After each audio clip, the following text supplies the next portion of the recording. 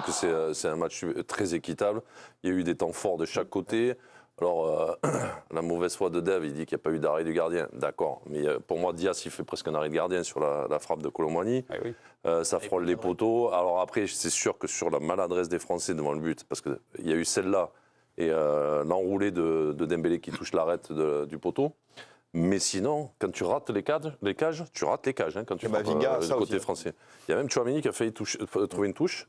Mais sinon, dans l'ensemble, pour moi, c'est assez équilibré.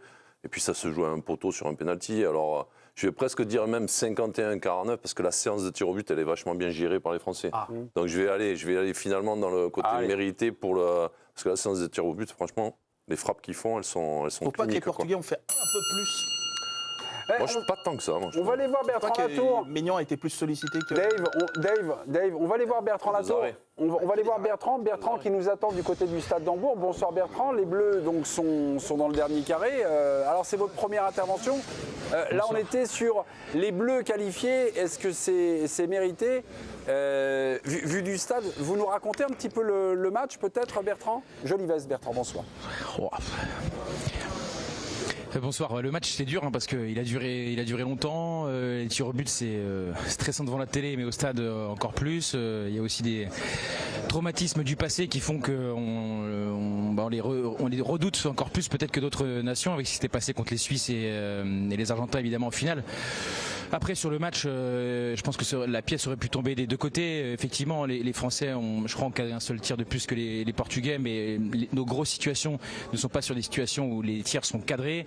L'occasion de Kamavinga, elle est très grosse, elle n'est pas cadrée. Celle de Kolo Muani n'est pas cadrée, mais c'est des occasions monstrueuses de mon point de vue. Eux en ont aussi. Je pense que ce soir, il y avait une différence très infime entre les deux équipes et que c'est d'ailleurs pour ça que ça va au bout d'une séance de tir au but où il y a d'ailleurs qu'un seul raté. Et la pièce, pour une fois, dans cet exercice-là, est retombée de notre côté. Mais moi je suis très content, je suis hyper heureux, même si le match était très difficile à regarder, on a pris peu de plaisir footballistiquement, etc. Mais bon, relever quand même que bon, il y a plus que 4 équipes qui sont encore en lice, on en fait partie, on n'a toujours pas marqué de but, enfin c'est surréaliste ce qui se passe, Deschamps, pas Deschamps, on comprend pas tout ce qu'il fait, on marque pas, enfin bref, mais on est là. Je trouve que c'est quand même c'est incroyable au sens propre du terme et ouais, je suis content qu'on reste ici et qu'on tape j'espère les Espagnols à Munich. Ah oui, parce que évidemment le 9 juillet à Munich, demi-finale contre l'Espagne, ça sera mardi soir. Avec beaucoup d'absents. Ça sera un autre football, un autre match, une autre paire de manches. On en parlera. Ça dans quelques minutes. Souligne le truc. C'est vrai que je pense qu'on est la seule équipe à être arrivée en demi en ayant marqué 3 buts. Non et encore marqué un penalty et 2 CSC. Quoi. Oui, à mon avis, c'est. Je pense que c'est jamais arrivé dans l'histoire du football. Écoutez, je pense que là, je m'adresse à nos assistants du 3e, nos experts en statistiques.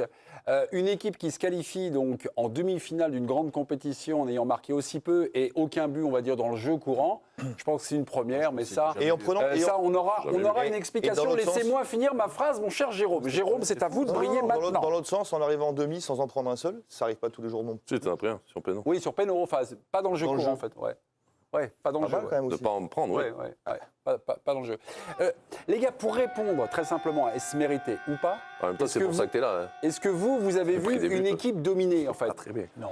Pour dire, il n'y a pas d'équipe. Non, mais il y a eu ils ont eu des moments forts, des temps forts. Des temps forts et des temps tant côté portugais. Alors vraiment, les gros temps forts, je les ai notés. C'est à la 61e minute et à la 63e minute. Il y a une balle de 1-0 d'ouverture du score pour le Portugal.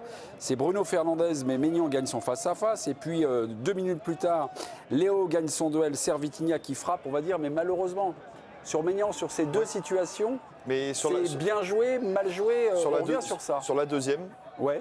Sur la première, on est tous d'accord, l'arrêt sur sa droite, il va vite au sol, il est juste magnifique. Ouais. Et on en parlait un peu pendant le match. Le deuxième, on me dit il est sur lui. C'est vrai. Oui. Vous vous rappelez pas déjà que Ronaldo, il a l'affût et qu'en fait, après l'arrêt, il se relève. Il se relève à une vitesse incroyable pour aller fermer le poteau de l'autre côté. En fait, c'est pas l'arrêt qui m'impressionne. C'est la manière dont, après l'arrêt, il a été rejoué la deuxième action tout de suite. Et Cristiano, juste après, s'écroule et va chercher pénalty. Exactement. Ça, on ne se refait jamais. Ouais. J'ai trouvé ça immense. Et puis, on continue dans cette heure de jeu. On est à la 66e minute. Et là, les temps forts français vont succéder. Balle de 1-0, Randal Kolo Muani, c'est contré par Ruben Diaz. Et ça vient au ras du poteau. Là encore, sur sa surface de frappe et tout ça, moi, j'ai l'impression qu'il y a une petite panique. Elle n'est pas cadrée, je pense. Je pense qu'elle est pas cadrée. Elle est trop croisée. Ouais. Ok. Oui, il y a mieux à faire. J'ai à la 67e minute Kylian Mbappé servi par Randal Colomwani, frappe, mais c'est contré par Nuno Mendes. Ça manque un peu de puissance et un peu de peps à l'image Comme du toutes match ses frappes, de comme Kylian. toutes ses frappes aujourd'hui. Pas depuis le début de l'Euro. 70e minute, Kamavinga du droit rate le cadre et le 1-0. Je dis du droit parce qu'il est gaucher. Est-ce qu'il y a une incidence de ça ou alors il doit mieux faire mais avec son pied faible mais petit? Ça passe pas loin. Hein. Ouais, pied faible, il cherche la là, pour bonne- le coup, il n'est pas heureux vraiment. Il cherche la bonne Et l'angle n'est zone, pas hyper il ouvert, essaye, hein. Il a pas d'angle. il essaye de contourner le gardien, il y arrive, et après ça fuit le but. Je trouve qu'il fait le bon geste. Loin, ouais. En plus, Piqué. avec son mauvais pied. Piqué de son mauvais pied, c'est Non. là, Non, il a- là, c'est de la il a perfection. le bon réflexe. Si, tu peux, mais Mauvais c'est pied avec le gardien qui sort à fond sur toi comme ça, enfin voilà, c'est rien. Et surtout les gauchers en plus, ils ont souvent un côté un peu exclusif sur leurs pieds. C'est un petit peu quand même un dénominateur un peu commun aux gauchers. Là, il la frappe du droit, il la frappe pas si mal. Mais c'est vrai que cet effet intérieur, du coup, fait que ça vient trop croiser. On se dit que c'est un beau match ou pas finalement? Ou alors on se dit que la qualif embellit tout? Moi, je trouve que non. Bah, vas-y. Non, non, mais sur la notion de beau match, moi je trouve que par rapport à la qualité qu'on a sur le terrain, Oui. et moi j'en attendais beaucoup plus. Alors après, c'était un match tactique, c'était un match qui est parfois où il y a eu de la tension. J'ai vu pire de la part de notre équipe de France, ça c'est sûr. Mais globalement, j'ai été déçu. J'ai été déçu des intentions des Portugais que je voyais parfois plus joueurs qui m'ont frustré. J'ai été déçu de la faible qualité de notre jeu en transition, qui est normalement notre force énorme. Et au final, ce qui a sauvé un petit peu ma soirée et le plaisir, honnêtement, c'est l'entrée d'Ousmane Dembélé, qu'on a beaucoup décrié. Moi, j'ai aimé ça. Bertrand veut réagir. Bertrand, c'est à vous. Cette demi-finale, il y a quand même une ADN de la gagne dans cette équipe. Moi, je pense pas que c'était un grand match de football, mais ce qui me marque depuis le début de cette compétition, c'est aussi la manière avec laquelle les adversaires appréhendent l'équipe de France, et c'est valable un peu pour toutes les équipes depuis l'Autriche, qui on l'a vu est vraiment une belle équipe, même s'ils s'endort maintenant, mais qui a montré des choses ensuite. Les Néerlandais et ensuite les Belges ou les Portugais, ils sont hyper frileux, hyper prudents. Je sais pas s'ils craignent la vitesse de nos attaquants, qui pour certains, en tout cas ceux qui sont censés aller vite, vont quand même plus trop vite, mais ça crée des matchs aussi fermés par rapport aux intentions des adversaires qui ne se jettent pas du tout dans la gueule du loup. Et aussi ce qui m'a marqué, c'est que j'ai trouvé qu'il y avait beaucoup de joueurs arrêtés, mais des deux côtés. Je sens les joueurs, en tout cas ceux qui étaient alignés ce soir, sans vraiment de flamme. On parle souvent, c'est le mot tarte à la crème d'intensité.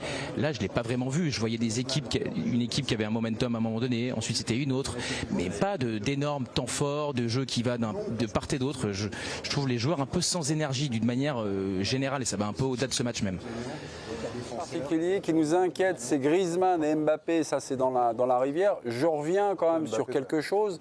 Il y a quelques minutes, nous étions en train de réfléchir si cette France, donc, qui n'a concédé aucun but dans le jeu courant, mais n'en a marqué aucun dans le jeu courant, est en demi-finale, est-ce que c'est une première? Je crois que Tanguy a la réponse. Tanguy, je me souviens de votre prénom, pourrait vous souvenir de cette stat. Alors, est-ce que c'est une première? Eh bien oui, c'est une première. La France est la première nation en demi-finale d'un Euro sans marquer dans le jeu après 5 matchs. Donc voilà la réponse. On rentre dans l'histoire. Pour rejoindre ce que On rentre dans la disait, légende. rejoindre ce que disait Bertrand, Ouais. le problème c'est qu'il n'y a aucune équipe dominatrice. Depuis le début de l'Euro, l'Espagne. Voilà, j'allais juste le dire. oui, d'accord. Juste un peu l'Espagne qui l'a été. Là, cet après-midi, ils ne l'ont pas été face aux Allemands. Mais il n'y a pas d'équipe qui domine. L'Allemagne un peu? Dominatrice, les Allemands? Bah, oui, contre les Écossais, parce que les Écossais étaient au dortoir. Les autres, Mais à Non, part mais ça... là, ils ont bousculé les Oui, Espagnols non, quand mais, même. sur la mais situation. ils ne sont pas dominatrices. Non. Moi, je les trouve pas. Non, Il mais t'as des n'y a coups. aucune équipe, Joe, il n'y a aucune équipe qui Non, je suis domine d'accord. les autres. Donc, quand il Non, parle mais c'est assez rare, non? Comment D'avoir une équipe qui est largement au-dessus Ah, il y a dans un des fois, tournoi. on voit Dans un quand tournoi même quelque majeur. chose de Ça, quand même, de moi, plus je trouve costaud. que là, ce soir, ça s'équilibre, quoi, tu vois. ça nivelle. C'est certes. chacun. Oui, mais ouais, mais- mais on dit que les Portugais craignaient la France, mais je pense que les Français craignaient les Portugais sûr, ça aussi, s'est parce vu, qu'on d'ailleurs. voit régulièrement les mecs, ça défend, ça presse pas trop haut, Mais et ils ont peur de perdre le ballon, en fait. Mais le problème, moi, je pense que tous ont peur de perdre le ballon, pas par crainte de l'adversaire. Moi, je suis pas d'accord avec vous. Moi, je crois que les équipes sont en Cuite. Voilà, cuite et un peu dur, mais je trouve qu'ils sont en déficit physique. Moi, je suis surpris quand je vois le match de l'équipe de France. Quand je vois, moi, je m'intéresse surtout au secteur offensif. Mais c'est, excuse-moi, c'est à pleurer. Ouais, là, mon pauvre, là. Ouais. Ben oui, ben non, mais ça c'est un signe. Ils n'ont pas peur de la défense portugaise. Ils ont simplement, je pense que dans leur comportement individuel, il y a quelque chose qui ne va pas. Alors c'est mental, je pense qu'il y a beaucoup de physique. Non, mais c'est toujours été ça. C'est une question de physique. Hein? C'est une question de relation aussi avec les joueurs. Ah oui, mais quand même, Joe. Mais ça a toujours été comme ça, l'équipe de France, offensivement. Moi, c'est vrai que j'ai jamais Non, vu, mais c'est un joueur qui va te faire la différence. Dominer. T'as pas eu de combinaison. Mais Voilà, je le dis, la seule fois où il y avait des combinaisons dans le jeu, c'est l'Euro 2021, avec Benzema, avec qui tu pouvais jouer. Mais là, tu n'as jamais eu ça en équipe de France. Et Dieu sait que je le défends et que je l'aime bien et que je trouve que son jeu est intéressant. Mais Griezmann, par exemple, on sent vraiment que lui, justement dans la relation technique avec les autres, Joe, il y a un truc. Alors moi, je le défends parce que j'aime beaucoup le joueur, mais on sent que physiquement, il y a vraiment quelque chose qui est... C'est sûr que si lui est moins bien, tu as encore moins de jeux offensifs. Reprenons les Portugais. Tu prends Bruno Fernandes, il est transparent. Bernardo Silva, un tout petit peu meilleur, mais sans plus. Donc tous ces joueurs de qualité qui sont là pour animer le jeu et qui amènent cet esprit dominateur dans leur équipe, mais ils sont aux abonnés absents. Ce qui est bizarre, c'est que ça qui est terrible. Ce qui est bizarre, c'est que dans ce match, on va tous être d'accord pour dire qu'il y a pas mal de stars qui sont en dessous, qui paraissent usés, qui paraissent ou en bout de piste pour certains. Je pense à Cristiano, peut-être. Il a 39 ans, un peu cher. Non, mais bien sûr. Mais le truc, c'est qu'il a tellement repoussé les limites. Il joue à 10 ce soir. Voilà, exactement. Le respect que j'ai pour lui. Donc il y a eu quand même des choix qui vont poser des questions. Des choix politiques. Voilà, on verra. Mais moi, ce qui est bizarre, c'est que ce match m'a fait penser, tu sais, comme dans un combat de boxe que tu attends quand même, où tu as énormément d'attentes. Parce que tout le monde se tourne autour, on fait rien. Voilà. Et de temps en temps, tu sais, tu as des séquences où bam bam, ça part. Tu te dis tiens, t'as basculé dans quelque chose et ça repart un petit peu sur une position d'attente. Mais vous avez vu, parce que les temps forts du Portugal, très souvent, ça a déclenché un temps fort français. Et une fois qu'on leur a rendu... Je vous coupe parce qu'il y a William Saliba qui a été impeccable ce soir. Et William vient s'exprimer au micro. On a souffert ensemble, c'est ce qu'a dit William Saliba. Est-ce qu'il faut louer quand même l'état d'esprit de cette équipe? Est-ce que là, il y a quelque chose qui est quand même admirable dans cette équipe? On ne peut pas leur enlever ça. C'est le combat. C'est le combat, c'est la résilience, je sais pas, ou la proté. On peut tous avoir des débats sur la qualité du jeu depuis des années, mais ça, quand même, on ne peut pas leur enlever.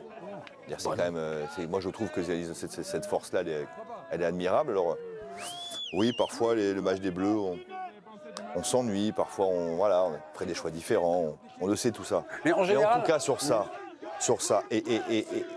Mais moi, je trouve qu'il y a aussi un garant. On a parlé de Saliba, on a parlé de Koundé. Je crois que ce soir, il faut aussi, et à ce titre-là aussi, parler de Maignan. Ouais, Maignan, c'est un rock, quand même. Et je pense que le fait d'avoir Maignan... Alors, Lloris, c'était un gardien immense. Et il y a une succession qui était dure à faire, quand même. Et je trouve que Maignan, il met le costume tout de suite, là. Et que quand ton gardien, c'est un rock, il se diffuse un peu à tout le groupe, quand même. On a connu aussi des galères en club où c'était un peu fébrile et ça se diffusait aussi.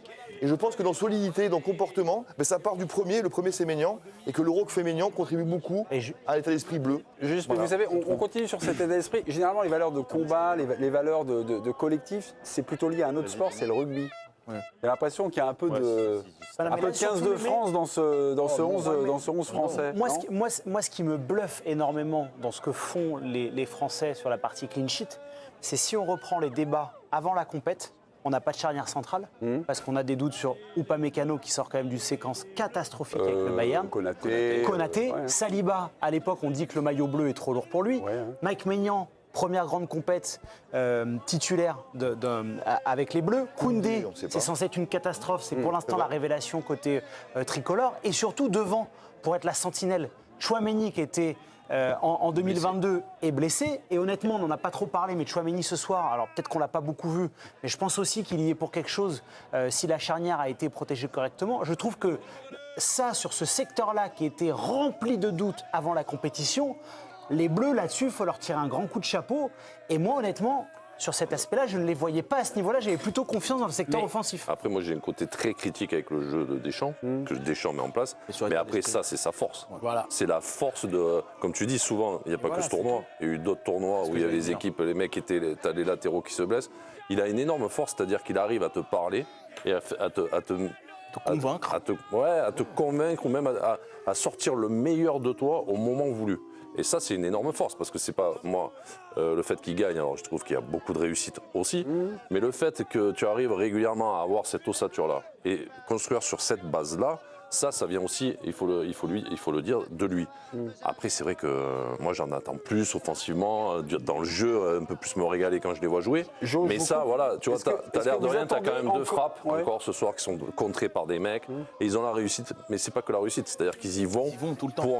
pour aller contrer le frappeur. Et c'est très dur habités par d'avoir ça. une occasion finalement contre la France. Jo, vous attendez de cette équipe qui est en demi-finale encore du jeu ou là c'est parti? mais après, moi, je me j'en souviens attends- hier, Sébastien j'en attends Tarago, toujours, notre envoyé oui. spécial, nous disait non mais Il a abdiqué. Griezmann, Mbappé, ils sont cuits, donc ils sont persuadés que s'ils doivent gagner l'Euro, c'est voilà, c'est Mais la d'ailleurs, technique de l'hérisson. Non, mais et même voilà. quand ils étaient en pleine bourre, ils étaient déjà persuadés que pour gagner, il fallait qu'ils fassent ça. Ouais. Donc là, encore Oui, plus, si tu as tes joueurs mais là- stars ou clés qui sont un peu moins bien, Et d'ailleurs, la ça preuve, diffuse sur les bien autres, sûr, et forcément. il n'a pas retouché à son idée de milieu à 3 défensifs, parce qu'il avait été question peut-être Griezmann, réintègre ce...